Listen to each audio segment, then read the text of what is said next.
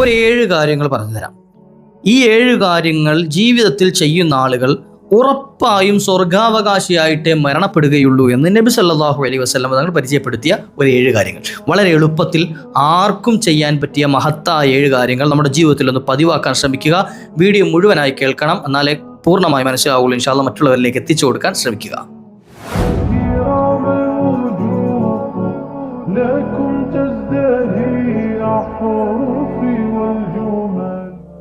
അസ്സലാമു അലൈക്കും വറഹ്മത്തുള്ളാഹി വബറകാതുഹു. ബിസ്മില്ലാഹി വൽഹംദുലില്ലാഹ്.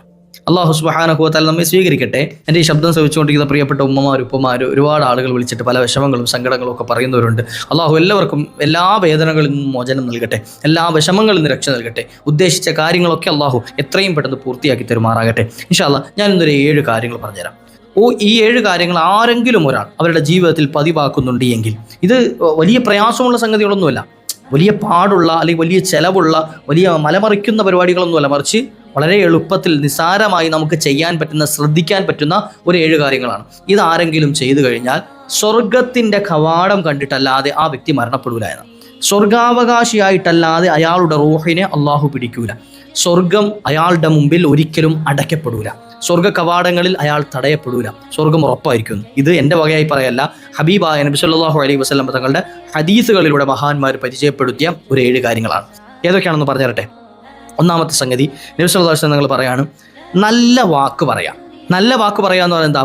നമ്മൾ സംസാരിക്കുന്ന സമയത്ത് മോശമായ, മറ്റുള്ളവർക്ക് വേദന ഉണ്ടാക്കുന്ന, മറ്റുള്ളവർ കേട്ടാൽ അറയ്ക്കുന്ന, വെറുക്കുന്ന വാക്കുകൾ മുഴുവൻ ഒഴിവാക്കാം. അങ്ങനെ പറയാൻ കാരണം എന്താ പറയുക, ഇപ്പോൾ ഒരാളോട് സംസാരിക്കുകയാണ്, അയാൾക്ക് ഇപ്പോൾ നമ്മൾ സംസാരിക്കുന്ന ഈ സംസാരം ഇഷ്ടപ്പെട്ടില്ല എങ്കിൽ ഒരു കാര്യം, അയാൾക്ക് ഇഷ്ടപ്പെടാതിരിക്കാം. രണ്ടാമത്തത്, ഇനി ഞാനൊരു കാര്യം സംസാരിക്കുമ്പോൾ ഇത് മറ്റാരെങ്കിലും കേട്ട് കഴിഞ്ഞാൽ അവർ അറപ്പോട് കൂടി കാണുന്നൊരു വാക്കാണ് ചീത്ത പറയൽ, അല്ലെങ്കിൽ എന്തെങ്കിലും ആഭാസത്തരം പറയൽ. അതൊക്കെ മോശം. നമ്മളിപ്പം വേറെ ആരോട് പറഞ്ഞില്ല എങ്കിലും ആരെങ്കിലും അത് കേട്ടാൽ അവർ എന്ന് പറയുന്ന അല്ലെങ്കിൽ മോശം എന്ന് പറയുന്ന വാക്കുകൾ, അത്തരത്തിലുള്ള വാക്കുകളൊക്കെ ഒഴിവാക്കാം. അതായത് ആളുകൾ വെറുക്കുന്ന, ആളുകൾക്ക് ഇഷ്ടമില്ലാത്ത, ജനങ്ങളുടെ വെറുപ്പ് സമ്പാദിക്കാൻ കാരണമായി തീരുന്ന ഒരൊറ്റ വാക്ക് പോലും നാവിലൂടെ പറയാതിരിക്കാം. അങ്ങനെ നാവ് സൂക്ഷിച്ച് വാക്ക് നന്നാക്കി കഴിഞ്ഞാൽ അയാൾ സ്വർഗം കണ്ടിട്ടേ മരണപ്പെടുകയുള്ളൂ. ചെയ്തു നോക്കൂല, ഇൻഷാ അല്ലാഹ്. നീ പരിശ്രമിക്കൂല. നമ്മുടെ നാവിനെ സൂക്ഷിക്കാൻ അല്ലാഹു ഭാഗ്യം നൽകട്ടെ. നബിതങ്ങൾ തന്നെ പറഞ്ഞാണിത്, ആരെങ്കിലും ഒരാൾ 2 അവയവങ്ങൾ, എല്ലില്ലാത്ത, അതായത് ബലഹീനമായ 2 അവയവങ്ങൾ അത് സൂക്ഷിക്കുമെന്ന് എനിക്ക് ഉറപ്പ് നൽകിയാൽ അവർക്ക് ഞാൻ സ്വർഗം കൊണ്ട് ജാമ്യം നിൽക്കാം. അതിലൊന്ന് അവരുടെ ഗുഹ്യസ്ഥാനവും, രണ്ടാമത്തത് നാവുമായി നബി സല്ലല്ലാഹു അലൈഹി വസല്ലം പറഞ്ഞ് പരിചയപ്പെടുത്തിയിട്ടുണ്ട്. നാവ് സൂക്ഷിച്ചാൽ സ്വർഗത്തിൽ കിടക്കാൻ പറ്റുമെന്നാണ്. രണ്ടാമത്തെ സംഗതി, നമുക്ക് ചെയ്യാൻ പറ്റിയ സ്വർഗം കണ്ടു മരിക്കാൻ അവസരം വേണമെങ്കിൽ ഈ 2ാമത്തെ സംഗതിയും ചെയ്യുക, സലാം പ്രചരിപ്പിക്കുക. സലാം പ്രചരിപ്പിക്കുക എന്ന് പറയുന്നത് എന്താ? അറിയുന്നവർക്കും അറിയാത്തവർക്കും സലാം പറയാൻ ശ്രമിക്കാം. അറിയുന്നവർക്കും അറിയാത്തവർക്കും സലാം പറയാം. അതായത് ഇപ്പോൾ എന്താണ്, അറിയാത്തവരെന്ന് പറഞ്ഞാൽ ഇപ്പോൾ നമ്മുടെ പള്ളിയിലേക്ക് കുറച്ച് ആളുകൾ കയറി വന്നു. പള്ളിയിലേക്ക് പൊതുവെ കയറി വരുന്ന ആളുകൾ നിസ്കാരത്തിന് വേണ്ടിയിട്ട് മുസ്ലിമീങ്ങളായ ആളുകളായിരിക്കും. അപ്പോൾ അവർക്ക് സലാം പറയാം. അതിപ്പോൾ നമുക്ക് അറിയുന്ന ആളുകളായിക്കോട്ടെ, അറിയാത്തവരായിക്കോട്ടെ. അല്ലാതെ റോട്ടിലൂടെയൊക്കെ പോകുന്ന ആളുകൾ ഇപ്പോൾ മറ്റ് മതസ്ഥരുണ്ടോ ഇല്ലയോ എന്നുള്ളതൊന്നും അറിയില്ല. അത്തരത്തിലുള്ള ആളുകൾ എല്ലാവരോടും തന്നെ സലാം പറയണം എന്നല്ല പറഞ്ഞതിൻ്റെ അർത്ഥം കേട്ടോ. നമുക്കൊരു സംഘം, അത് മുസ്ലിം സംഘമാണ് എന്ന് നമുക്കറിയാം. അത്തരത്തിലുള്ള എല്ലാവരോടും എന്ത് ചെയ്യാം? സലാം പറയാം. അവിടെ അറിയണമെന്ന് നിർബന്ധമൊന്നുമില്ല. അത്തരത്തിൽ സലാം പ്രചരിപ്പിക്കുക എന്നുള്ളത്, എല്ലായിടത്തും സലാം പറയുക എന്നുള്ളത് ഒരാൾ ശീലമാക്കി കഴിഞ്ഞാൽ സ്വർഗം കണ്ടിട്ടേ എന്ത് ചെയ്യുള്ളൂ? മരണപ്പെടുകയുള്ളൂ. സ്വർഗം കണ്ടിട്ടേ മരിക്കുകയുള്ളൂ. ഇനി സലാം പറയുമ്പോൾ ചില കാര്യം ശ്രദ്ധിക്കാനുണ്ട്. പലപ്പോഴും ഇപ്പോൾ എന്നെ വിളിക്കുന്ന ആളുകളടക്കം ഒരുപാട് ഉമ്മമാർ, സഹോദരിമാരൊക്കെ വിളിച്ചിട്ട് അസ്സലാമു അലൈക്കും ഉസ്താദേ എന്ന് പറയും. അസ്സലാമു അലൈക്കും സാർ. അപ്പോൾ ഇങ്ങനെ വിളിച്ചാറ്, ഞാനിപ്പോൾ എന്ന് പറഞ്ഞിട്ടില്ല, എന്താ ഉസ്താദ് സലാം അടക്കാത്തത്? കഴിഞ്ഞ ദിവസം ഒരു സഹോദരി വിളിച്ചിട്ട് 3-4 വട്ടം സലാം പറഞ്ഞു. ഞാൻ പറയൂ എന്താണ്? അപ്പോൾ ഇവർ വീണ്ടും പറയാം, അത് എന്താ ഉസ്താദ് സലാം അടക്കാത്തതെന്ന് പറഞ്ഞ് ഇങ്ങോട്ട് ചോദിച്ചു. ഞാൻ എൻ്റെ മഹറമാരും ഇല്ലല്ലോ നിങ്ങൾ വിളിക്കുന്നത്.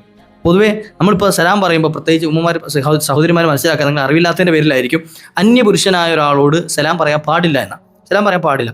അപ്പം എന്ത് ചെയ്യുക? അത് കേട്ടാൽ ഇപ്പോൾ മടക്കൽ നമുക്ക് നിർബന്ധമില്ല. അപ്പം അന്യപുരുഷനായ ആൾ എന്ത് ചെയ്യാൻ പാടില്ല? അങ്ങോട്ട് അന്യ സ്ത്രീക്കും പറയാൻ പാടില്ല, നേരെ തിരിച്ചു സലാം പറയാൻ പാടില്ല. അപ്പോൾ അതുകൊണ്ട് ഇപ്പോൾ നമുക്ക് അറിയാത്ത ഒരാൾ, അന്യരായ ഒരാൾ, മഹറമീങ്ങൾ വിളിക്കുമ്പോൾ പറയാം, ഭർത്താവിനെ വിളിക്കുമ്പോൾ പറയാം, മഹറമീങ്ങളായ നമ്മുടെ ആണുങ്ങൾ, ഇപ്പം മക്കൾ, ആൺമക്കൾ, വാപ്പ, സഹോദരങ്ങൾ, അങ്ങനെയുള്ള ആളുകളൊക്കെ വിളിക്കുമ്പോൾ വല്യുപ്പ, അവരൊക്കെ വിളിക്കുമ്പോൾ എന്ത് ചെയ്യുക? സലാം പറയാം. അവർക്ക് മടക്കാതൊന്നും കുഴപ്പമില്ല. അല്ലാത്ത ഒരു പുരുഷനോട് എന്ത് ചെയ്യണ്ട? നിങ്ങൾ സലാം പറയാൻ നിൽക്കേണ്ട. എന്തെങ്കിലും ആവശ്യത്തിന് വേണ്ടി വിളിക്കുന്നുണ്ടെങ്കിൽ അതിനിപ്പോൾ എത്ര വലിയ തങ്ങളാണെന്ന് പറഞ്ഞാലും ശരി, എത്ര വലിയ ഉസ്താദാണെന്ന് പറഞ്ഞാലും ശരി, നിങ്ങൾ വിളിക്കുന്നുണ്ടോ കാര്യം പറയാം, അത്രേ ഉള്ളൂ. അല്ല സലാം പറഞ്ഞു തുടങ്ങി ഔപചാരിക ഒന്നും വേണ്ട ഇൻഷാ അല്ലാഹ് കേട്ടോ. അപ്പോൾ പ്രത്യേകം ശ്രദ്ധിക്കുക. ഞാനിപ്പോൾ കുറേ ആളുകൾ എന്നോട് വിളിക്കുന്നവരൊക്കെ മെസ്സേജ് അയക്കുന്നവരാണെങ്കിലും സലാം പറഞ്ഞുകൊണ്ട് തുടങ്ങാറുണ്ട്. അപ്പോൾ അതിൻ്റെ ആവശ്യമില്ല എന്ന് സാന്ദർഭികമായി ഓർമ്മപ്പെടുത്തിയാണ്. അപ്പോൾ സലാം പറയുന്ന ബാക്കിയുള്ളവരോട് നമുക്ക് അനുവദിക്കപ്പെട്ട ആളുകളോടൊക്കെ എന്ത് ചെയ്യുക, സലാം പ്രചരിപ്പിക്കുക. സലാം പറയുന്ന ശീലം ഉണ്ടാക്കി എടുത്തു കഴിഞ്ഞാൽ അവർക്ക് സ്വർഗ്ഗം കിട്ടുമെന്ന്. അള്ളാഹു അത്തരത്തിൽ സ്വർഗ്ഗം നേടുന്നവർ നമ്മെ ചേർത്ത് പെരുമാറട്ടെ. രണ്ടാമത്തെ സംഗതി അതാണ്. മൂന്നാമത്തെ കാര്യം നോക്കിയോളി. നമുക്ക് ഇതൊക്കെ എളുപ്പമുള്ള സംഗതിയാണ്. വഴിയിൽ നിന്നും ഉപദ്രവകരമായ എന്തെങ്കിലും സംഗതി കണ്ടാൽ അത് നീക്കം ചെയ്യാം. അതായത് ഇപ്പോൾ നമ്മൾ നടന്നു പോകുന്ന വഴിയിൽ ഒരു മടൽ വീണ് കിടക്കുന്നു. മടലുണ്ടല്ലോ തെങ്ങിൻ്റെ, അത് വീണ് കിടക്കുന്നു. ഞാൻ എടുത്തു പറയാൻ കാരണം തെങ്ങിനല്ലാതെ വാഴയ്ക്ക് ഓലമടൽ ഉണ്ടാവുമെന്ന് ചിന്തിക്കേണ്ട. എല്ലാ നാട്ടിലും ഇപ്പം ഇങ്ങനെ പേരാക്കണമെന്നില്ല അല്ലേ. ഞാനീ പറഞ്ഞ പേര് തന്നെ ഈ മടൽ എന്ന് ഞങ്ങളുടെ നാട്ടിൽ പറയാം. അതിൻ്റെ തണ്ടിന് മടൽ എന്ന് പറയും. എല്ലാ നാട്ടിലും ചിലപ്പോൾ അങ്ങനെ, ചിലത് മട്ടൽ എന്ന് പറയുന്നുണ്ട്. വേറെ ഏതോ ഒരു നാട്ടിൽ പൂഞ്ഞ എന്ന് പറയുന്നത് ഞാൻ കേട്ടു. ഏത് നാട്ടിൽ ഓർമ്മയില്ല. അപ്പം അങ്ങനെ പല നാട്ടിലും പല പേരുകളായിരിക്കും ഉണ്ടാകുക. എന്തായാലും അത് പെട്ടെന്ന് മനസ്സിലാകാൻ വേണ്ടിയിട്ടാണ് ഞാൻ മടൽ എന്ന് പറഞ്ഞപ്പോൾ മനസ്സിലായിട്ടില്ല എങ്കിൽ അതിന് പറയാം തെങ്ങിൻ്റെ ഓലയുടെ അതാണ് ഓലയും അതിൻ്റെ തണ്ടും, അതാ പറഞ്ഞതിനർത്ഥം. അതിപ്പോൾ വീണ് കിടക്കുന്നു. ഒരു ഉദാഹരണം പറഞ്ഞാണ്. അല്ലെങ്കിൽ ഒരു മുൾച്ചെടി വീണ് കിടക്കുന്നു. അപ്പോൾ നമ്മൾ വഴിയിലൂടെ നടന്നു പോകുന്നവർക്ക് ഉപദ്രവം ഉണ്ടാകും എന്ന് നമുക്കറിയാം. അല്ലെങ്കിൽ ആരെങ്കിലും വാഹനത്തിൽ വന്നാൽ അവർ ചിലപ്പോൾ തട്ടിത്തടഞ്ഞ് വീഴാൻ സാധ്യതയുണ്ട്.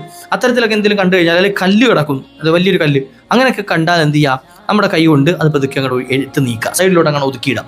അതിന് കൂലി ഉണ്ട്. അത് കാര്യം സ്വതക്കയുടെ കൂലി കിട്ടും, സ്വതക്ക ചെയ്ത കൂലി കിട്ടും. അതോടൊപ്പം തന്നെ ആ വ്യക്തി സ്വർഗാവകാശിയായിട്ടേ മരണപ്പെടുകയുള്ളൂ. അള്ളാഹു അത്തരത്തിൽ നമ്മൾ ചേർത്ത് പെരുമാറും. അപ്പം അത് നന്മയാണ്. എന്ത്? വഴിയിൽ നിന്നും ഉപദ്രവകരമായത് നീക്കുക. ഈമാനിൻ്റെ ഭാഗമാണെന്നൊരു ഹദീസിലുണ്ടല്ലോ. ഏത്? വഴിയിൽ നിന്ന് ഉപദ്രവകരമായ സംഗതി നീക്കൽ ഈമാനിൻ്റെ ഏറ്റവും താഴെത്തട്ടിലുള്ളത്, ഈമാൻ്റെ ഏറ്റവും താഴത്തെ ശാഖയാണിത്. ഇമാത്തത്തുല്ലത അനിത്തുരീഖ്, വഴിയിൽ നിന്ന് ഉപദ്രവകരമായത് നീക്കുക, സ്വർഗം കണ്ടുവരിക്കാൻ പറ്റും. നാലാമത്തെ സംഗതി, ഇതൊന്നും പൈസ ചിലവില്ലാത്ത സംഗതി, അതാണ് ഞാൻ പറയുന്നത് കേട്ടോ. നാലാമത്തത് പുഞ്ചിരിക്കുക എന്ന് പറഞ്ഞാൽ എന്താ, എപ്പോഴും ഇങ്ങനെ പിടിച്ചോണ്ട് നടക്കണമെന്നല്ല. എപ്പോഴും നമുക്കൊരാളുടെ മുഖത്തേക്ക് നോക്കിയാൽ, ഒരു മുഅ്മിനായ മനുഷ്യൻ്റെ മുഖത്തേക്ക് നോക്കിയാൽ പുഞ്ചിരിക്കാൻ കഴിയണം. ആളുടെ മുഖത്തേക്ക് നോക്കിയാൽ നിഷാദ് എന്ത് ചെയ്യുക, ആളെ നോക്കിയിട്ട് ഇങ്ങനെ പുഞ്ചിരിച്ചാലുള്ള ഗുണം എന്താ അറിയോ, ആൾ ഇങ്ങോട്ട് നോക്കി നമ്മളോട് നോക്കി പുഞ്ചിരിക്കും. ഇങ്ങനെ പുഞ്ചിരിക്കുമ്പോൾ നമ്മുടെ രണ്ടുപേരുടെയും ആ രണ്ട് മുഅ്മിനീങ്ങളുടെ കൽബിലൊരു അടുപ്പമുണ്ടാവും. അവരുടെ കൽബിലെ വിഷമങ്ങൾ തീരും. ഈ വ്യക്തിക്ക് എന്ത് ചെയ്യും, ഇയാൾക്ക് എന്നോട് ദേഷ്യമൊന്നുമില്ലല്ലോ, തിരിച്ചങ്ങോട്ടും തോന്നും അയാൾക്ക് എന്നോട് ദേഷ്യമൊന്നുമില്ലല്ലോ, എന്നിട്ട് അടുപ്പമുണ്ടാവും. അതിനപ്പുറത്തേക്ക് ഒരു മുഅ്മിനായ മനുഷ്യൻ്റെ കൽബിൽ സന്തോഷം ഇട്ട് കൊടുത്താൽ അയാൾക്ക് സ്വർഗ്ഗമുണ്ട് എന്ന്, ഈ ദുനിയാവും ആഖിറവും മുഴുവനായി കിട്ടുന്നതിനേക്കാൾ പ്രതിഫലമാണ് എന്ന് നബി സല്ലല്ലാഹു അലൈഹി വസല്ലം തങ്ങൾ പരിചയപ്പെടുത്തിയിട്ടുണ്ട്. അപ്പോൾ ആ കൂലിയും കൂടെ കിട്ടും. അയാൾ സ്വർഗ്ഗം കണ്ടിട്ട് സ്വർഗ്ഗാവകാശിയായിട്ട് മരിക്കുകയുള്ളൂ. നബി സല്ലല്ലാഹു അലൈഹി വസല്ലം തങ്ങൾ പറഞ്ഞാണ്, ഒരാളോട് മുഖത്ത് നോക്കിയിട്ട് പുഞ്ചിരിക്കുക എന്നുള്ള ധർമ്മമാണ് സ്വതക്കയുടെ കൂലി ഉണ്ട് ചെയ്ത്. അപ്പോൾ എപ്പോഴും എന്ത് ചെയ്യുക, പുഞ്ചിരിയുള്ള മുഖം നമ്മൾ കൈമുതലാക്കുക.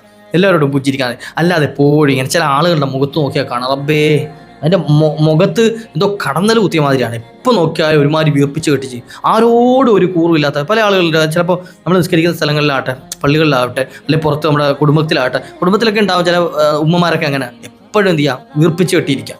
മരുമക്കളോട്, അമ്മായിയമ്മയോട്, അല്ലെങ്കിൽ സഹോദരങ്ങളോട്, അയൽവാസികളോട്, അറിയുന്നില്ല, ആരോടും ഒരു കൂറുമില്ലാത്ത സ്വഭാവം. അത് പറ്റൂല. കാരണം അങ്ങനെയുള്ള ആളുകൾ മരണപ്പെട്ട് കഴിഞ്ഞാൽ ബാക്കിയുള്ളവർക്കൊരു എന്തുണ്ടാവും, ഒരു ഇഖ്ലാസ്, കൽബിൽ എന്ത് ചെയ്യുക, സാധുവായ മനുഷ്യനായിരുന്നു, അല്ലെങ്കിൽ സാധുവായ ഉമ്മയായിരുന്നു, സഹോദരിയായിരുന്നു, ഇങ്ങനെ തോന്നലുണ്ടാവില്ല, പോയി കിട്ടിയല്ലോ എന്നുള്ള തോന്നലായിപ്പോൾ. അപ്പം അതുകൊണ്ട് എന്ത് ചെയ്യുക, നമ്മൾ എല്ലാവരോടും പുഞ്ചിരിക്കുന്ന സ്വഭാവം ഉണ്ടാക്കിയെടുക്കുക. സ്വർഗ്ഗം കണ്ട് മരിക്കാൻ പറ്റും ഇൻഷാ അല്ലാഹു തൗഫീഖ് നൽകട്ടെ.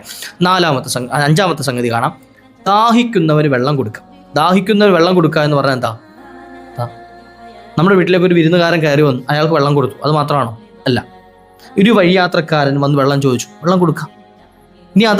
ഇനി നല്ല ചൂടുള്ള സമയത്ത് നമ്മുടെ വീട്ടിൽ ആവശ്യമുള്ള വെള്ളമുണ്ട്, ആ റോട്ടിലൂടെ നടന്നു പോകുന്ന ആളുകൾക്ക് വെള്ളം കുടിക്കാൻ കിട്ടാൻ അടുത്തൊരു കടയോ മറ്റോ സൗകര്യങ്ങളൊന്നുമില്ല, ഒരു പാത്രത്തിൽ ഒരു ഗ്ലാസുമായിട്ട് എന്ത് ചെയ്യുക, കുറച്ച് വെള്ളം എടുത്ത് നമ്മൾ മുറ്റത്ത് വെച്ചു, അവിടെ പുറത്ത് വെച്ചു. എത്രയോ ആളുകൾ അങ്ങനെ ഉണ്ട്, നല്ല കാര്യങ്ങൾ ചെയ്യുന്നവർ, അത് അള്ളാഹു സ്വീകരിക്കട്ടെ. പോകുന്നവരെന്ത് ചെയ്യുക, അതിൽ നിന്ന് വെള്ളം കോരി കുടിക്കാം. ഒരാൾക്ക് വെള്ളം കുടിച്ച് ദാഹം എത്തിയാൽ ഈ വെച്ച വ്യക്തി സ്വർഗത്തിൽ കിടക്കുന്ന നബി സല്ലല്ലാഹു അലൈഹി വസല്ലം തങ്ങൾ എത്രയോ ഹദീസുകൾ പറഞ്ഞിട്ടുണ്ട്. ദാഹിച്ചു വലഞ്ഞ നായയ്ക്ക് വെള്ളം കൊടുത്തതിന്റെ പേരിൽ സ്വർഗാവകാശിയായ ഒരു മോശപ്പെട്ട പെണ്ണ്, അല്ലേ, സ്വർഗാവകാശിയായ ചരിത്രം മുത്തനബി നിങ്ങൾ പറഞ്ഞില്ലേ. അപ്പം അതുകൊണ്ട് എന്ത് ചെയ്യുക, ദാഹിക്കുന്നവന് വെള്ളം കൊടുക്കുക, അതൊരിക്കലും തടയാൻ പാടില്ല. അതിന് എത്ര വലിയ ശത്രുവാണെന്ന് പറഞ്ഞാൽ ശരി. അള്ളാഹു തൗഫീഖ് നൽകട്ടെ. ആറാമത്തെ സംഗതി, അള്ളാഹുവിനെ ധാരാളം സ്മരിക്കുക, അതായത് ദിക്ർ അധികരിപ്പിക്കുക. ദിക്ർ അധികരിപ്പിക്കുക എന്ന് പറഞ്ഞാൽ സുബ്ഹാനല്ലാഹ്, അൽഹംദുലില്ലാഹ്, അല്ലാഹു അക്ബർ, ലാ ഇലാഹ ഇല്ലല്ലാഹ്, ലാ ഹൗല വലാ ഖുവത ഇല്ലാ ബില്ലാഹ് തുടങ്ങിയിട്ട് അസ്തഗ്ഫിറുല്ലാഹ്. നമുക്ക് അറിയുന്ന ദിക്റുകളൊക്കെ ഇങ്ങനെ ചൊല്ലാം. അതിപ്പോൾ നിശ്ചിത എണ്ണം എല്ലാ ദിവസവും ചൊല്ലാൻ ചിലപ്പോൾ തൗഫീഖ് കിട്ടിയില്ലെങ്കിൽ, അല്ലെങ്കിൽ സൗകര്യം കിട്ടിയില്ലെങ്കിൽ, എന്തെങ്കിലുമൊക്കെ ദിക്റുകൾ എപ്പോഴും നമ്മുടെ നാവിൽ ഇങ്ങനെ ചൊല്ലിക്കൊണ്ടേയിരിക്കാം. എപ്പോഴൊക്കെ എന്ത് ചെയ്യുക, കുറഞ്ഞ പക്ഷം ഇസ്തിഗ്ഫാർ, അസ്തഗ്ഫിറുല്ലാഹൽ അദീം എന്നത് കൃത്യമായി എന്ത് എപ്പോഴും ചൊല്ലുന്ന സ്വഭാവം ഉണ്ടാക്കിയെടുക്കുക. സ്വർഗ്ഗം കണ്ടിട്ടേ മരിക്കുള്ളൂ ഇൻഷാ അല്ലാഹ്. അല്ലാഹു തൗഫീഖ് നൽകട്ടെ. ഏഴാമത്തെ സംഗതി, അവസാനത്തെ സംഗതി പറഞ്ഞുതരാം. ഇതൊക്കെ നമ്മൾ ശ്രദ്ധിച്ചു, ഓക്കെ. എന്നാൽ മുഖ്യമായി ശ്രദ്ധിക്കേണ്ട, ഏറ്റവും പ്രധാനമായി ശ്രദ്ധിക്കേണ്ട ഒരു സംഗതികളുണ്ട്. അതെന്താ? 5 വഖത്ത് നിസ്കാരം അത് കൃത്യമാക്കുക. ബാക്കിയൊക്കെ നമുക്ക് പിന്നെയും പറ്റുക, ഇതാണ് ശ്രദ്ധിക്കാൻ പറ്റാത്തത്. അങ്ങനെ ആരെങ്കിലും ചിന്തിക്കുന്നുണ്ടെങ്കിൽ ബാക്കി ഇനി എല്ലാം ചെയ്തെന്ന് പറഞ്ഞാൽ ഒരു പ്രയോജനം ഉണ്ടാവില്ല. കാരണം നിസ്കാരം ക്ലിയർ അല്ലെങ്കിൽ ഈ പറഞ്ഞ സംഗതി കൊണ്ടൊന്നും മനഫായത്ത് ഉണ്ടാവില്ല. അപ്പോൾ അതുകൊണ്ട് എന്ത് ചെയ്യുക?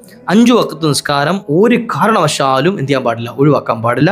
കൃത്യമായി ശ്രദ്ധിക്കുക. ഇൻഷാ അല്ലാഹ് സ്വർഗം കണ്ടിട്ടേ മരിക്കുകയുള്ളൂ. ഇത് എൻ്റെ വകയായി പറഞ്ഞതല്ല, ഹബീബായ നബി തങ്ങൾ അവിടുത്തെ ഹദീസുകളിലൂടെ നമ്മെ പരിചയപ്പെടുത്തിയതാണ്. അല്ലാഹു സ്വീകരിക്കുമാറാകട്ടെ. ഉപകാരപ്പെട്ട് കാണും എന്ന് വിചാരിക്കുന്നു. നമുക്കൊക്കെ മൻഫഅത്ത് ലഭിക്കുന്ന, പ്രയോജനം ലഭിക്കുന്ന ഒരു വീഡിയോ ആണ്. ഇൻഷാ അല്ലാഹ് സബ്സ്ക്രൈബ് ചെയ്ത് വെക്കാൻ മറക്കരുത്. അതുപോലെ തന്നെ നിങ്ങൾ എന്ത് ചെയ്യുക, കമൻറ്റുകൾ അതുപോലെ തന്നെ അഭിപ്രായങ്ങളൊക്കെ രേഖപ്പെടുത്തുക, മറ്റുള്ളവരിലേക്ക് എത്തിച്ചു കൊടുക്കുക. വആഖിറു ദഅ്വാനാ അൽഹംദുലില്ലാഹ്. അസ്സലാമു അലൈക്കും വറഹ്മത്തുള്ളാഹി.